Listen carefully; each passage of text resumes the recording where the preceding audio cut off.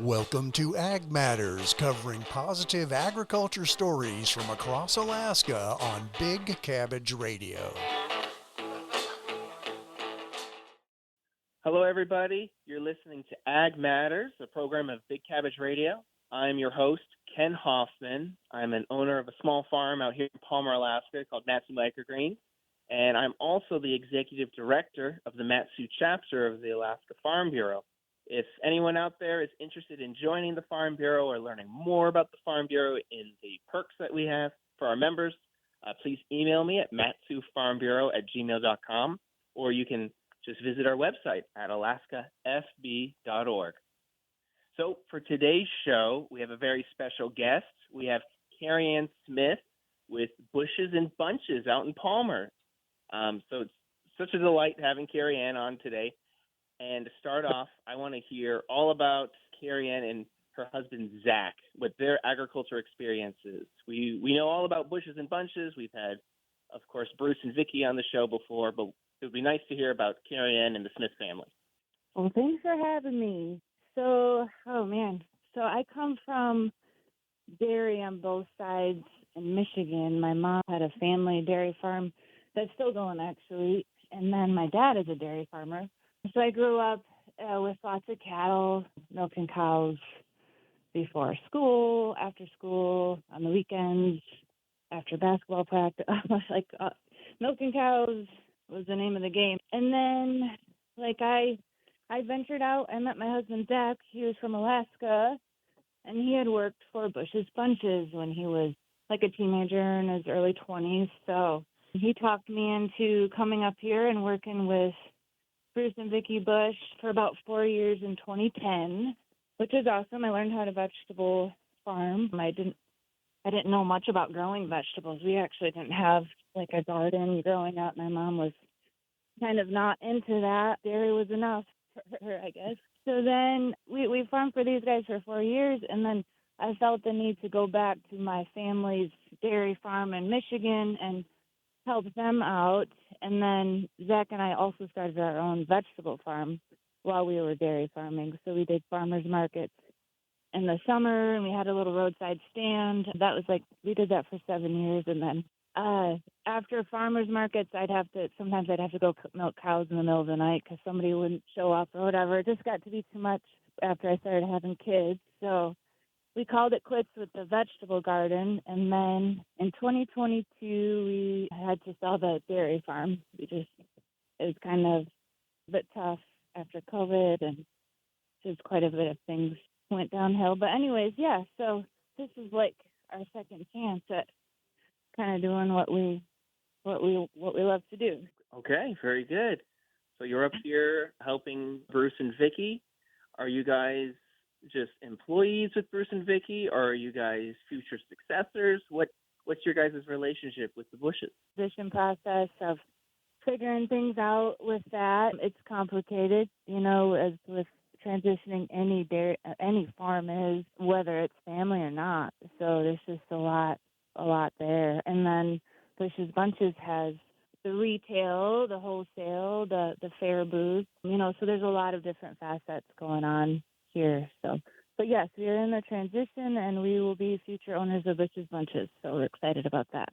Wow, what a legacy. Bushes and Bunches has been around for a long time out here in Palmer. Everybody knows about it. So it's very exciting that you guys will be the future successors. Talking about the fair booth, are you guys also planning on purchasing that part of the business, or is it just the vegetable production and the retail store? Yeah, the fair booth comes along with it. It's just part of the farm. It's part of a way for us to pay for the farm. So that's all included. It's all going to be Bush's Bunches. Yes. Yep. Okay. Very good. So your husband, Zach, does he work on a particular part of the farm? Does he just specialize in the vegetable production? Does he specialize in the retail? Do you guys split duties? How does that all work? He's like the mechanic, the tractor driver, the builder, fixer upper. He's the jack of all trades on the farm. But then right now he's working at Alaska Hydraulics. So he's actually kind of a hydraulic specialist, and he's a machinist too. So he's pretty handy. In the winter, he's got to get a job, but he's coming back on the farm here next week, and so we've got all kinds of projects for him. So and he's a good farmer too. I mean, yeah, he knows his way around plants and everything. So yeah. Okay. And what's your primary role on the farm? Been focusing a lot on the retail aspect of the Butcher's Bunches store for the winter time, just managing vendors, employees, and kind of getting the store situated to hold more product. And then I've been working in the greenhouse, getting starts going, paying flower baskets. And actually, I'm going to go out and take some soil samples right now. It seems like a nice time to do it, but. And then ordering for the farm. Yeah, just like, just trying to get my head wrapped around all the different things that needs to be done in the spring and everything. So Yeah, for sure. Spring is a busy season, as it is on my farm as well, trying to get the nursery ready and everything. Right. So the retail store, I want to talk more about the retail store. Everybody should know about the Bush's Bunches stand. And what I've seen in the last year or so is that you have really helped the stand grow. It seems busier than ever. You have extended hours. So talk to me more about the stand. What are some of the new products that you guys have been trying to bring on? yeah, actually today we just extended our hours until 7 p.m. We were getting a lot of people who had asked for us to be open longer, and we have really good employees right now who are willing to put in the hours. So it's kind of a no-brainer. And then for new products, oh man, we've got Wander Flower Body Company Skincare. They do Alaska-grown beef, like tallow, wild harvested plants from Alaska. We have lots of Alaska-grown produce from last season from Rempel's Family Farm. They've got the organic beets, parsnips, cabbage, Magic Molly potato. The only potato we didn't grow is the Magic Molly's down there. And we have Alex Davis Farms. We have carrots from him now and cabbage. And then, let's see, we have basically any Alaskan grower, vendor that makes a quality product or grows a quality product, we make space for it first and foremost. We've got you guys on the shelf, Matsu Microgreens,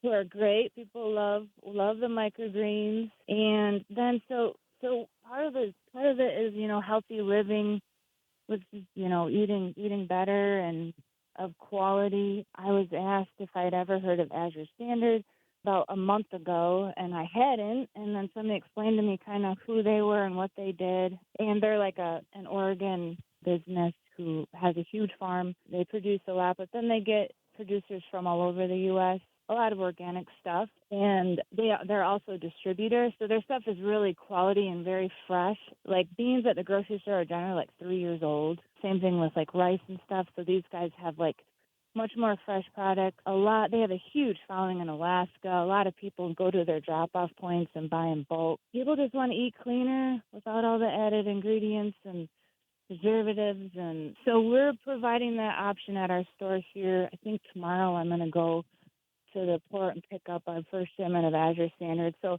anything that's not grown or not able to be grown or not grown yet here in Alaska, we're going to start carrying on our shelves from Azure Standard, like beans, rice, oats, oils, spices.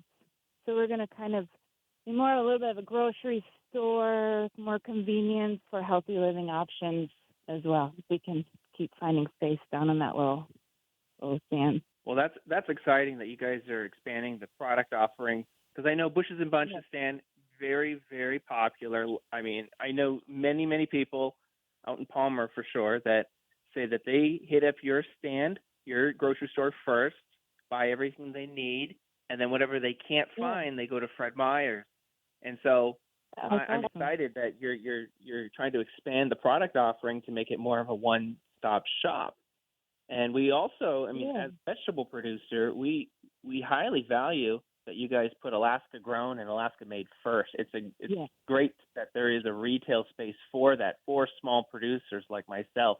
Yeah. So speaking to potential growers and farmers, are there any products that you guys are looking for that you haven't been able to find a supplier or a farmer that grows them? Yeah, dairy is hard up here with Alaska Range being the only, USDA pasteurized and everything. So like we can't get cheeses and like a lot of those like more raw products. And greens are hard to come by in the wintertime. I know like the one in Anchorage, both of them in Anchorage are pretty maxed out. I haven't been able to get those in our store. Meat is hard to get. Right now we're getting from Alaska Meat Packers, which is great.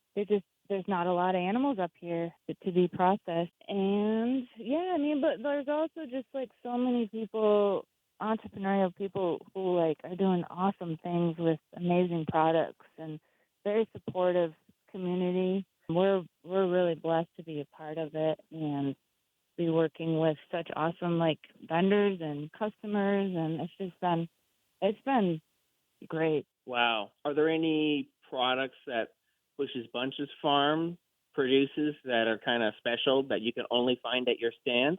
We're gonna do like the veggie packs this summer, like how we do at the fair. So we'll be doing those. The rhubarb lemonades. We have the biggest rhubarb patch up here. We actually even wholesale to like Barnacles to do the rhubarb jelly, and then we also wholesale to 203 kombucha. So their rhubarb kombucha is from our rhubarb patch. So we make rhubarb concentrate.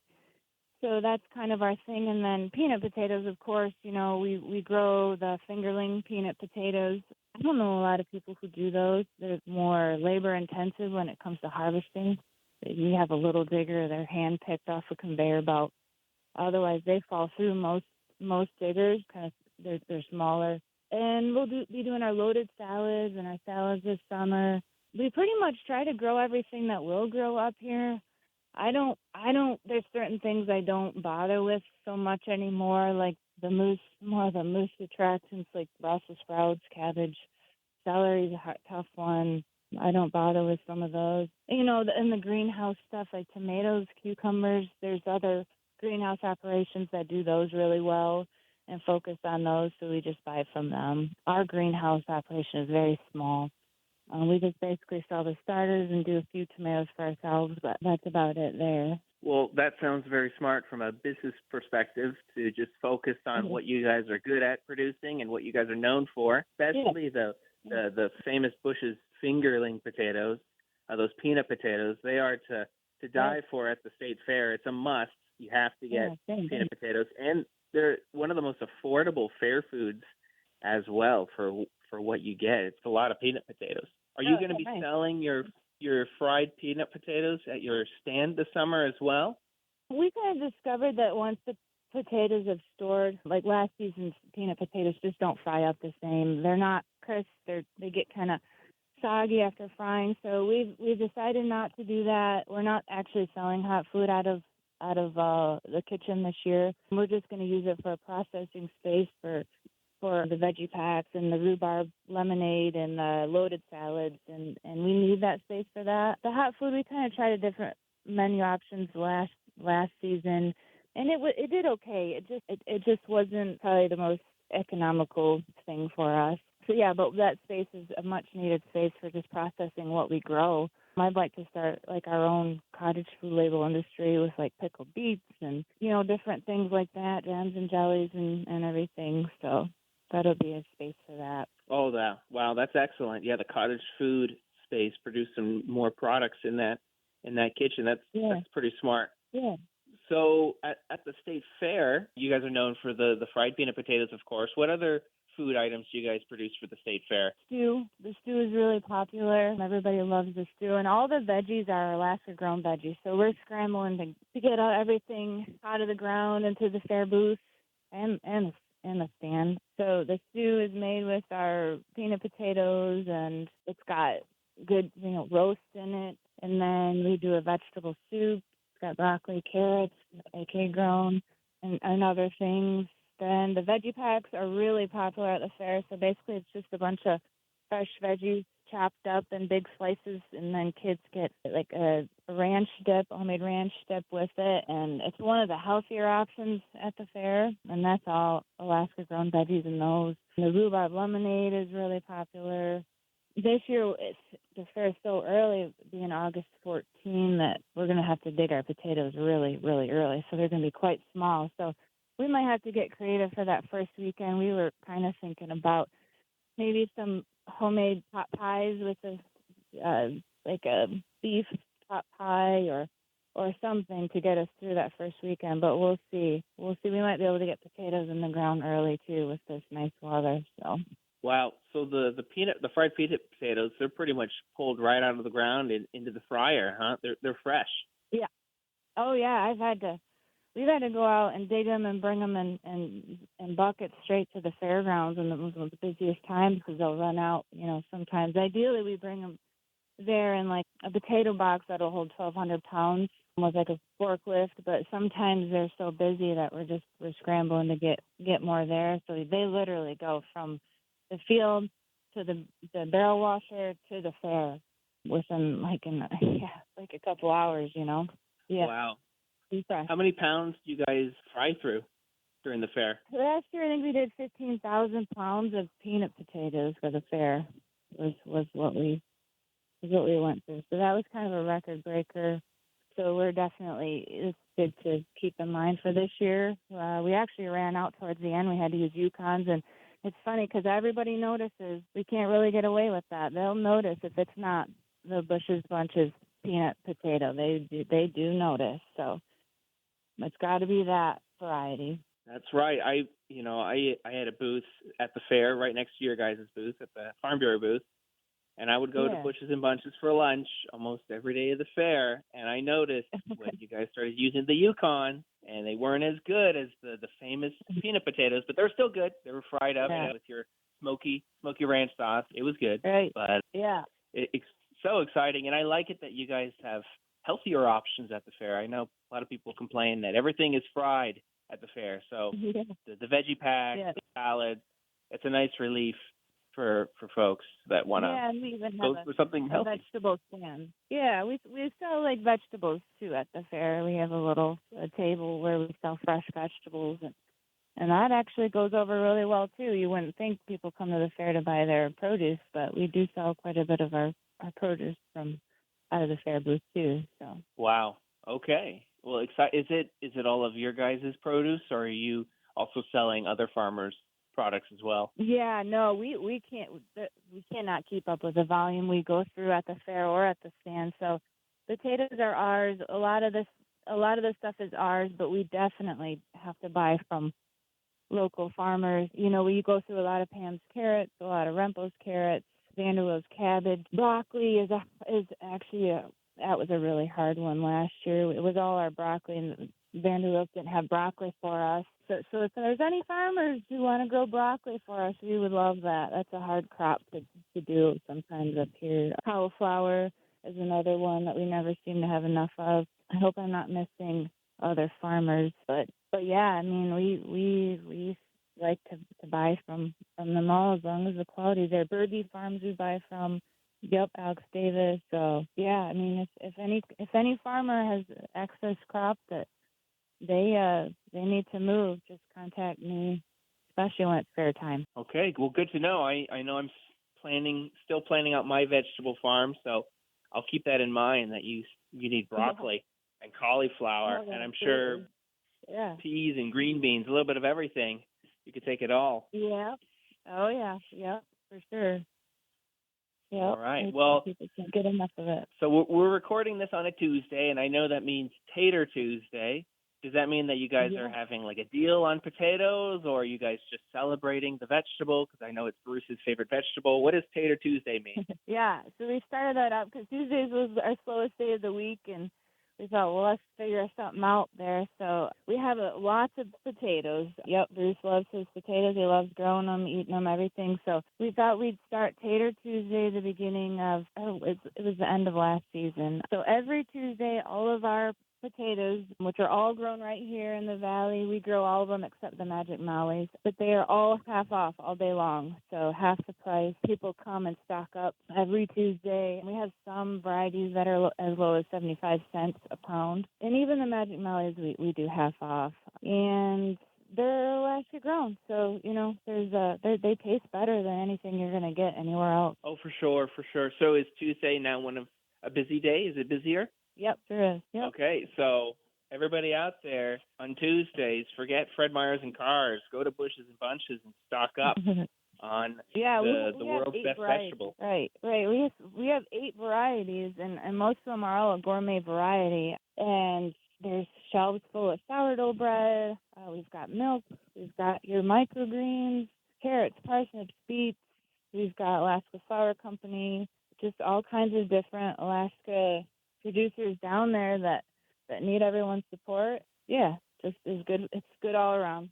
Okay. Wow. Well, so we're gonna recap. What days of the week is Bushes and Bunches open? What season is it? Year round? What are the hours? And where can we follow you on social media? So we are open every day, 10 a.m. to 7. We just extended our hours by 1. So we're open till 7 p.m. every day, and then we are open year round.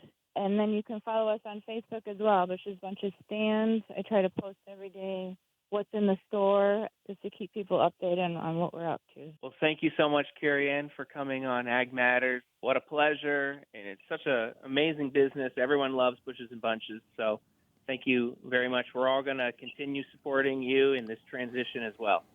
So thank you again. Thanks, Ken. Yeah. Thanks for having me. You've been listening to Ag Matters, covering positive agriculture stories from across Alaska. Ag Matters is a production of Radio Free Palmer, recorded at our studios in Palmer, Alaska. For more information about this program, email manager@radiofreepalmer.org.